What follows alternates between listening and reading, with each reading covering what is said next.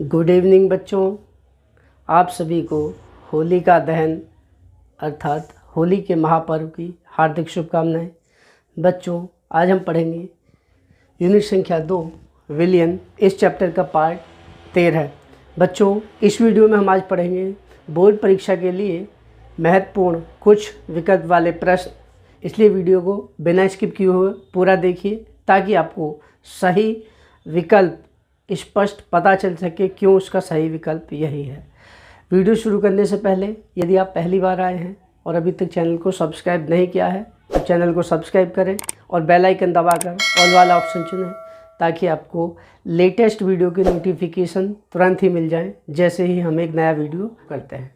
तो चलिए शुरू करते हैं। पहला क्वेश्चन है बच्चों, प्रति किलोग्राम विलायक में उपस्थित विलेय के मोलों की संख्या कहलाती है। तो बच्चों, इसका सही विकल्प होगा मोललता। मोललता क्या होती है बच्चों? 1 किलोग्राम विलायक में उपस्थित विलेय के मोलों की संख्या कहलाती है बच्चों मोललता। तो इसका सही विकल्प हो गया मोललता। क्वेश्चन नंबर 2, कौन सी सांद्रता ताप से अप्रभावित रहती है? ऐसे आ सकता है क्वेश्चन, कौन सी सांद्रता ताप से अप्रभावित होती है या ताप से स्वतंत्र होती है? या आ सकता है बच्चों, निम्न में से कौन सी ताप से अप्रभावित होती है? तो बच्चों, इसका सही विकल्प होगा मोललता, मोलैलिटी। अब क्यों है आपको बताते हैं। देखिए बच्चों, अधिकांश सांद्रताओं में चाहे सांद्रता होता है W/V, विलेय की मात्रा बटे आयतन। इसी प्रकार मोललता होती है W/mV, मात्रा विलेय की बटे अणुभार गुणा आयतन। नॉर्मलता में N बराबर होता है S/E, उसमें भी बच्चों आयतन आता है। लेकिन मोललता एकमात्र ऐसी सांद्रता है जिसका सूत्र होता है बच्चों मोललता m0 बराबर स्मॉल w बटे small m into capital W, जहाँ स्मॉल w विलेय की मात्रा है, स्मॉल m विलेय का अणुभार और कैपिटल W विलायक की मात्रा है किलोग्राम में। बच्चों देखिए बच्चों, इसमें आयतन नहीं है कोई भी, और मात्रा जो होती है, मात्रा या द्रव्यमान बच्चों कभी भी ताप बढ़ाने से बदलता नहीं है। ताप बढ़ाने से क्या बदलता है? ताप बढ़ाते हैं तो बच्चों किसी भी चीज़ का आयतन बढ़ता है। आयतन बढ़ेगा, बदलेगा, तो बाकी जो सांद्रता है S बराबर W/V, या मोललता है W/mV, या नॉर्मलता है N बराबर S/A, तो उन सभी की जो मान है वो बच्चों बदल जाएंगे क्योंकि V का मान बदलेगा। लेकिन मात्रा है, इसमें किसी का भी आयतन नहीं है, विलायक की भी मात्रा है बच्चों। मात्रा का मान कभी नहीं बदलेगा क्योंकि मात्रा का मतलब है ग्राम में या द्रव्यमान, मात्रा का मतलब द्रव्यमान हो गया। क्योंकि जैसे जैसे हम ताप बढ़ाएंगे तो उसका आयतन बढ़ेगा बच्चों, आयतन बढ़ेगा तो उस पदार्थ का घनत्व घटेगा उसी रेशो में, उसी अनुपात में, और दोनों का गुणनफल, क्योंकि द्रव्यमान m बराबर होता है बच्चों V/D, आयतन गुणा घनत्व का गुणनफल होता है द्रव्यमान। यदि आयतन बढ़ेगा तो घनत्व घटेगा उसी रेशो में, लेकिन उनका गुणनफल हमेशा स्थिर रहेगा। ठीक है, इसलिए एकमात्र मोललता ताप से मुक्त होती है बच्चों, क्योंकि इसमें आयतन नहीं है, मात्रा है, और मात्रा कभी भी ताप बदलने से घटती या बढ़ती नहीं है। आयतन बढ़ता है ताप बढ़ाने पर तो उसका घनत्व घट जाता है, यदि ताप घटाएंगे तो उसका आयतन घटेगा लेकिन उसका घनत्व बढ़ जाएगा, लेकिन दोनों का गुणनफल ये हमेशा स्थिर रहेगा, द्रव्यमान या मात्रा। ठीक है, नेक्स्ट क्वेश्चन। तीसरा है बच्चों, मोललता का मात्रक है। मोललता का मात्रक है तो बच्चों इसका सही विकल्प हो जाएगा ग्राम अणु प्रति किलोग्राम या मोल प्रति किलोग्राम, या इसी को कह देते हैं बच्चों मोल प्रति किलोग्राम, हम भी कर सकते हैं। तो सही विकल्प हो जाएगा बच्चों मोललता का मात्रक ग्राम अणु प्रति किलोग्राम या मोल प्रति किलोग्राम। इन दोनों में से जो भी दिया हो वो इसका सही विकल्प होगा, लेकिन एक साथ ये दोनों विकल्प आपको नहीं दिए जाएंगे। नेक्स्ट क्वेश्चन, वे विलयन जिनके पराशण दाब समान होते हैं। ध्यान से देखिए बच्चों, वे विलयन जिनके पराशण दाब समान होते हैं कहलाते हैं। ऐसे दो विलयन जिनके पराशण दाब समान होते हैं समपराशरी यानी कि आइसोटोनिक सॉल्यूशन कहलाते हैं। तो बच्चों इसका सही विकल्प हो जाएगा ऐसे विलयन जिनके पराशण दाब समान होते हैं कहलाते हैं समपराशरी, आइसोटोनिक। तो सही विकल्प हो गया इसका समपराशरी। नेक्स्ट क्वेश्चन, वह झिल्ली जो केवल विलायक के अणुओं को निकलने देती है। वह झिल्ली जो केवल विलायक के अणुओं को निकलने देती है वो कहलाती है बच्चों अर्ध पारगम्य झिल्ली, सेमी परमिएबल मेम्ब्रेन। तो इसका सही विकल्प हो जाएगा अर्ध पारगम्य झिल्ली। ठीक है, तो सही विकल्प हो गया इसका अर्ध पारगम्य झिल्ली। नेक्स्ट क्वेश्चन, अणुसंख्यक गुणधर्म निर्भर करते हैं। बच्चों हमने आपको जो चैप्टर में बताया था अणुसंख्यक गुणधर्म, कॉलिगेटिव प्रॉपर्टीज, वे गुण जो कणों की या अणुओं की संख्या पर निर्भर करते हैं अणुसंख्यक गुणधर्म कहलाते हैं।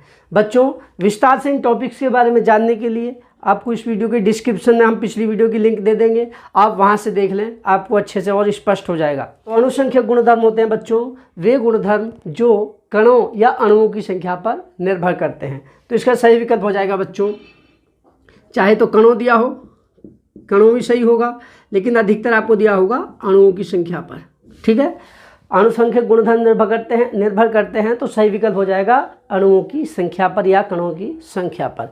नेक्स्ट क्वेश्चन, निम्न में से अणुसंख्यक गुणधर्म है, निम्न में से अणुसंख्यक गुणधर्म है। तो बच्चों आपके अणुसंख्यक गुणधर्म जब हमने पढ़ाए थे तो उसमें आपको स्पष्ट उदाहरण बताए थे। पहला अणुसंख्यक गुणधर्म है जो अणुओं की संख्या पर निर्भर करता है वाष्प दाब का आपेक्षिक अवनमन। इसके बाद है बच्चों परासरण दाब, इसके बाद है क्वथनांक में उन्नयन, इसके बाद हिमांक में अवनमन। यही बच्चों मुख्य अणुसंख्यक गुणधर्म है जो अणुओं की संख्या पर निर्भर करते हैं। एक बार फिर से रिपीट करते हैं, वाष्प दाब का आपेक्षिक अवनमन, परासरण दाब, क्वथनांक में उन्नयन और हिमांक में अवनमन, ये अणुसंख्यक गुणधर्म है बच्चों। इनमें से जो भी आपको विकल्प सही दिया हो वो हो जाएगा आपका सही विकल्प। ठीक है, एक विकल्प सही दिया होगा, बाकी शेष 3 विकल्प गलत होंगे, या ऐसा हो सकता है सभी विकल्प दिए हों, 3 विकल्प दिए हों सही, चौथा दिया हो उपरोक्त सभी, तो चौथा विकल्प सही हो जाएगा। तो इसमें हम लिखे देते हैं बच्चों आपको परासरण दाब। ध्यान रखने अणुसंख्यक गुणधर्म। नेक्स्ट क्वेश्चन है बच्चों, विलयन के सभी घटकों के मूल प्रभाजों का योग होता है। ये बच्चों आपको हमने स्पष्ट स्टार लगा के बताया था, किसी भी विलयन के समस्त घटकों के मूल प्रभाजों का योग संख्यात्मक रूप से 1 के बराबर होता है। तो इसका सही विकल्प हो जाएगा बच्चों 1। तो अंकों में भी दे सकते हैं 1 या शब्दों में हो। ठीक है, तो इसका विकल्प हो जाएगा सही, विलयन के सभी घटकों के मूल प्रभाजों का योग होता है 1। नेक्स्ट क्वेश्चन, वाष्प दाब का आपेक्षिक अवनमन विलय के मूल प्रभाज के बराबर होता है, ये कहलाता है। वाष्प दाब का आपेक्षिक अवनमन विलय के मूल प्रभाज के बराबर होता है, ये कौन सा नियम कहलाता है बच्चों? इसका सही विकल्प हो जाएगा राउल्ट का नियम। राउल्ट का जो फर्स्ट नियम है, यहाँ पे आपको फर्स्ट या सेकंड मेंशन नहीं करना है, खाली विकल्प हो जाएगा सही राउल्ट का नियम। सही विकल्प हो गया बच्चों आपका राउल्ट का नियम। नेक्स्ट क्वेश्चन है बच्चों, राउल्ट का नियम संबंधित है, तो इसका सही विकल्प हो जाएगा बच्चों वाष्प दाब के अवनमन से। तो सही विकल्प हो गया बच्चों इसका, राउल्ट का नियम संबंधित है वाष्प दाब के आपेक्षिक अवनमन से। नेक्स्ट क्वेश्चन देख, शुद्ध जल की मोलरता होती है, इसको ये भी कह सकते हैं बच्चों कमरे के ताप पर या साधारण ताप पर अशुद्ध जल की मोलरता होती है। मोलरता का सूत्र होता है बच्चों m बराबर W/m/v, ये होता है विलय की मात्रा बटे अणुभार इंटू आयतन। ठीक है, हमको कुछ नहीं दिया है तो इसके लिए हमको जानना पड़ेगा बच्चों शुद्ध जल का घनत्व, डेंसिटी होती है D बराबर होता है बच्चों शुद्ध जल का घनत्व 1 ग्राम प्रति ml। शुद्ध जल का घनत्व 1 होता है, यानी कि 1 ग्राम प्रति ml होता है, अर्थात 1 ग्राम जल का आयतन 1 ml होता है बच्चों। तो W हो गया 1 ग्राम, आयतन V कितना हो जाएगा बच्चों? V हो जाएगा 1 ml, 1 ग्राम प्रति ml, प्रत्येक ml में। तो इसी को लीटर में बदलेंगे तो 1/1000 लीटर। अब जल का अणुभार निकाल लेंगे, H2O का अणुभार 2 गुणा 1, H का परमाणु भार 1 प्लस O का 16, 16 2 18, H2O का अणुभार हो गया 18। तो मोलरता निकाल लेंगे बच्चों, M बराबर हो जाता है W/mv। मान रख देंगे, W का मान कितना है 1, M का मान है 18 और V का मान कितना बच्चों लीटर में 1/1000। ये बटे के बटे में है बच्चों, तो ये बटे वाला ऊपर आ जाएगा, तो ये हो जाएगा 1000/18। 18 का भाग देंगे 1000 में तो देखिए 18 × 5 = 90, बच्चे 10, 18 पंजे 90, फिर 10 लग गया 10.0, 18 पंजे 90, 18 पंजे 90, इस तरह से आता चला जाएगा, कटेगा नहीं, यानी कि 55.56, क्योंकि 5 5 आता जाएगा, 55.56 तो सही विकल्प हो जाएगा आपका 55.5 हो या 5 6 हो, जो भी दिया हो बच्चों वो मान लेंगे आप, 55.56 तो सही विकल्प हो गया 55.56। क्वेश्चन है बच्चों, निम्न में से जलीय मोलल विलयन में न्यूनतम हिमांक किसका है? मोलल का मतलब है इसकी मोललता 1 है, यानी कि 1 मोल 1 किलोग्राम विलायक में उपस्थित है। सभी की सांद्रता, इन सभी की सांद्रता समान है, सभी की मोललता 1 है। इन चारों विलयनों की सांद्रता बच्चों समान है। सांद्रता समान है तो फिर हम देखेंगे न्यूनतम हिमांक किसका होगा। हिमांक सबसे कम, न्यूनतम मतलब सबसे कम होगा।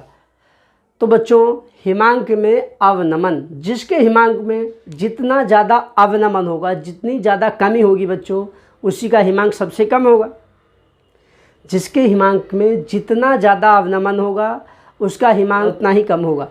और बच्चों एक चीज़ आपको ध्यान रखनी है, हिमांक में अवनमन, क्वथनांक में उन्नयन, पराशरण दाब और वाष्प दाब का अपेक्षिक अवनमन, ये चारों चीज़ें आपकी अणुसंख्यक गुणधर्म है, अर्थात अणु या कणों की संख्या पर निर्भर करते हैं। जो ज़्यादा कण देगा, जलीय विलयन में जितने ज़्यादा अणु या आयन देगा उसी का हिमांक, उसी के हिमांक में अवनमन उतना ही ज़्यादा होगा। हिमांक में जितनी ज़्यादा अवनमन यानी कमी होगी उसी का हिमांक कम हो जाएगा। तो देखिए पोटेशियम सल्फेट, पोटेशियम सल्फेट का बच्चों हमको सूत्र देखना पड़ेगा Na2SO4। जब इसको जल में घोलते हैं तो ये देता है बच्चों 3 ion, 2 sodium ion plus 1 sulphate ion, SO4 minus. तो ये दे रहा है बच्चों सोडियम सल्फेट 3 आयन। पहले विकल्प में N का मान, अणुओं की या कणों की संख्या होगी बच्चों 3। दूसरा है सोडियम क्लोराइड, सोडियम क्लोराइड का सूत्र आपको पता है NaCl, या Na होकर देता है Na प्लस Cl माइनस। कितने कण हो गए? 1 और 1 2, तो ये दे रहा है 2।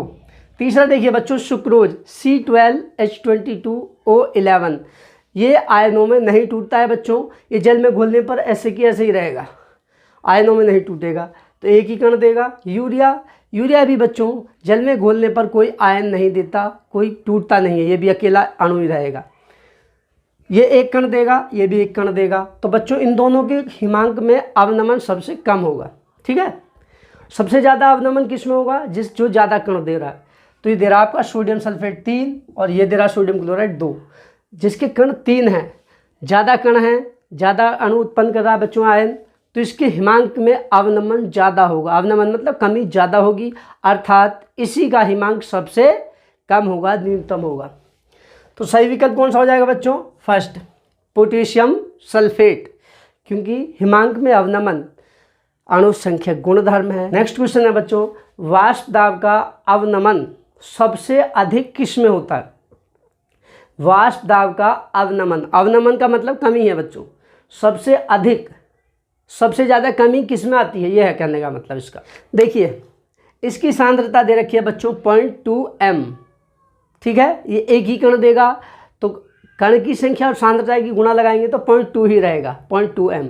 इसके बाद ग्लूकोज 0.1 m, ग्लूकोज ये भी आयनों में नहीं टूटेगा, कणों में नहीं टूटेगा, ये भी केवल एक ही अणु देगा, तो इसका मान ये रह गया। इन दोनों में से बच्चों इसका 0.2 है, 0.1 है, इसकी तो सांद्रता ही कम है, तो इन दोनों में से इसकी ज़्यादा होगी, इसके वाष्प अवनमन ज़्यादा होगा इसके में। 0.1 m बेरियम क्लोराइड, सांद्रता दे रखी है बच्चों 0.1, और बेरियम क्लोराइड का सूत्र BaCl2, इसको आयनों में तोड़ेंगे तो टूटेगा Ba++ 2Cl माइनस। टोटल कण कितने हो गए बच्चों?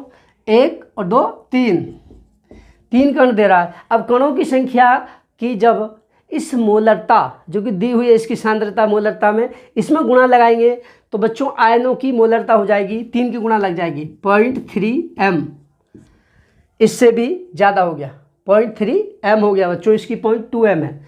अब इसको और देख लेते हैं, 0.1 m magnesium sulphate, 0.1 m magnesium sulphate, magnesium sulphate होता है MgSO4, इसको भी आयनों में तोड़ेंगे, ये आयनों में टूट जाएगा जल में घोलने पर, ये बनाएगा Mg+2 plus SO4 minus minus. Total कितने कण हो गए बच्चों? 1 और 1 2।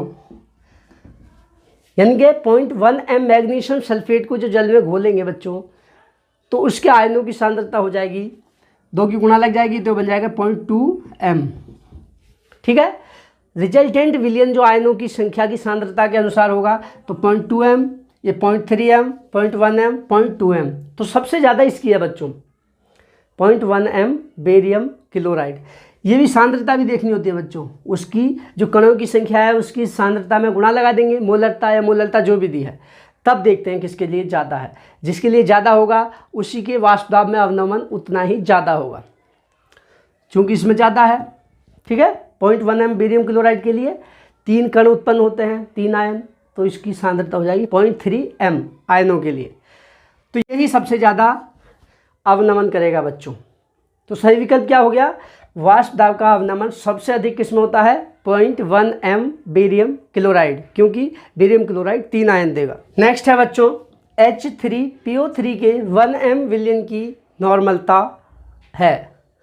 नॉर्मलता और मोलरता में बच्चों एक संबंध होता है। n नॉर्मलता बराबर होती है बच्चों स्मॉल n गुणा m मोलरता। स्मॉल n है यहाँ पे बच्चों, यदि अम्ल है तो उसकी भास्मिकता, यदि क्षार है तो उसकी अम्लीयता, यदि कोई लवण है तो उसकी धन संयोजकता। ध्यान दीजिए फिर से, नॉर्मलता बराबर होती है बच्चों n गुणा m। m है मोलरता, मोलरता में गुणा लगा देते हैं। स्मॉल n है, यदि अम्ल है तो उसकी क्षारकता, यदि क्षार है तो उसकी अम्लीयता, और यदि लवण है तो उसकी धन संयोजकता। तो बच्चों ये हमको दे रखा H3PO4, ये है बच्चों अम्ल। तो इसकी भास्मिकता देख लेते हैं, क्षारकता कितनी है। H3PO4 जब इसको आयनित करते हैं बच्चों तो इस तरह से होता है 3H plus PO4 minus minus minus. ठीक है। तो कितने H प्लस है रिमूवेबल, इसमें विस्थापनीय हाइड्रोजन परमाणु कितने? 3। तो इसकी भास्मिकता होगी बच्चों 3, n का मान हो गया 3। ठीक है। n बराबर 3, तो नॉर्मलता कितनी हो जाएगी? n बराबर 3 गुणा दे कितनी रखी है? मोलरता, मोलरता देखिए बच्चों 1 m 1, तो हो जाएगी बच्चों 3n। तो सही विकल्प होगा बच्चों इसका H3PO4 के 1 m विलयन की नॉर्मलता है 3n, इसका सही विकल्प आएगा ये। नेक्स्ट क्वेश्चन, निम्न के 10% विलयनों में से, सभी की सांद्रता 10% है, में से किसका प्रश्न दाब सबसे अधिक होगा? प्रश्न दाब सबसे ज़्यादा किसका होगा? सांद्रता समान है बच्चों, प्रश्न दाब भी एक अणुसंख्यक गुणधर्म है जो जितने ज़्यादा कण देगा विलयन में, जो भी पदार्थ या लवण जलीय विलयन में जितने ज़्यादा कण यानी कि अणु दे, परमाणु दे या आयन दे, जो जितने ज़्यादा कण देगा उसका प्रश्न दाब उतना ही अधिक होगा। तो देखते हैं बच्चों, जो ज़्यादा कण देगा उसी का प्रश्न दाब सबसे अधिक होगा। ग्लूकोज जलीय विलयन में कोई वियोजित नहीं होता, 1 कण देगा। यूरिया भी बच्चों जलीय विलयन में कोई वियोजित नहीं होता, ये भी 1 कण देगा। सुक्रोज भी बच्चों जलीय विलयन में वियोजित नहीं होता है। वैसे ये जल में घोलने पर ग्लूकोज और फ्रक्टोज में टूट जाता है, ठीक है, लेकिन आसानी से नहीं टूटता एकदम से।